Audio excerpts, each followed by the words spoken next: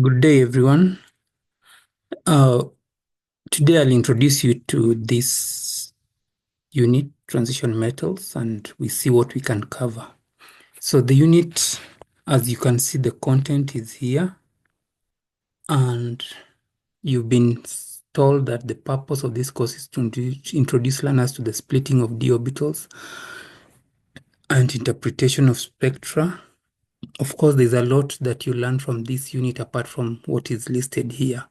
And you can see there's a lot. You will have an introductory, then you will see selected transition metals and their chemistry and their extraction. We shall see complexes and how complexes can be analyzed via studies on spectral series, crystal field theory, and so on. So all these listed subtopics are not necessarily covered in the sequence they appear here. Okay, so you don't expect that I'll be covering introductory survey followed by metal bonding followed by descriptive and so on. They're actually randomly arranged, courtesy of your department, unfortunately or fortunately. But the way they are covered again will not be necessarily in this order that it's appearing here.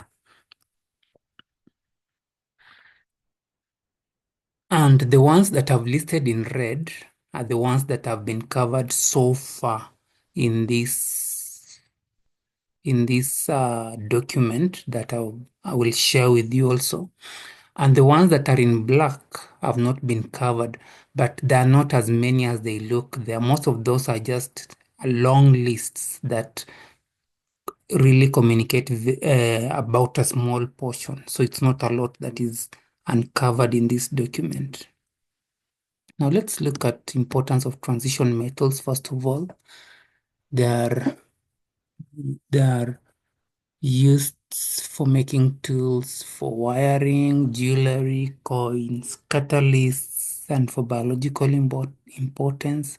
For example, hemoglobin contains iron, and hemoglobin is responsible for transportation of oxygen to the body and CO2 to the outside of the body. Then we have myoglobin, which is in our muscles. It contains iron also, and it helps to pick iron from hemoglobin.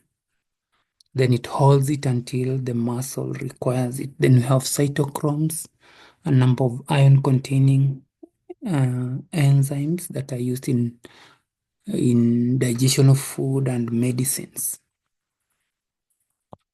Properties of transition metals. The main important property of transition metal is their configuration. They either have incompletely filled d subshell, or their ions give rise to common ions that have incompletely filled d orbitals. For example, ion whose electron configuration is shown there has an incompletely filled d subshell,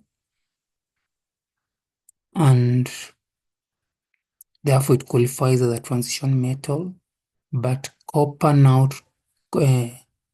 qualifies as a transition metal based on the second part of this definition, okay, whereby on its own it doesn't have a completely filled d orbital, but it has a completely filled d orbital, but its ions will have incompletely filled d orbital, for example, copper 2 plus ion.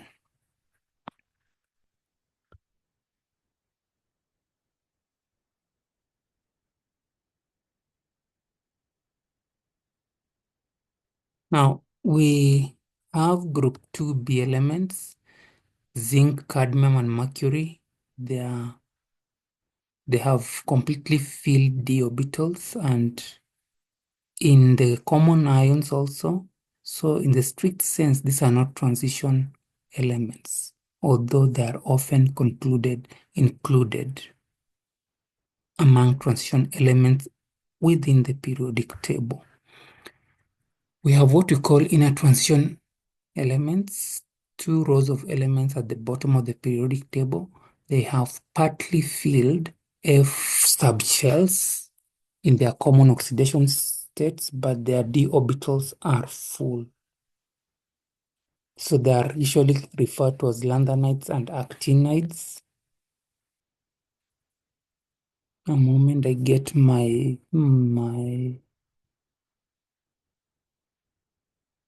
thank you very much. I think I'll stop there.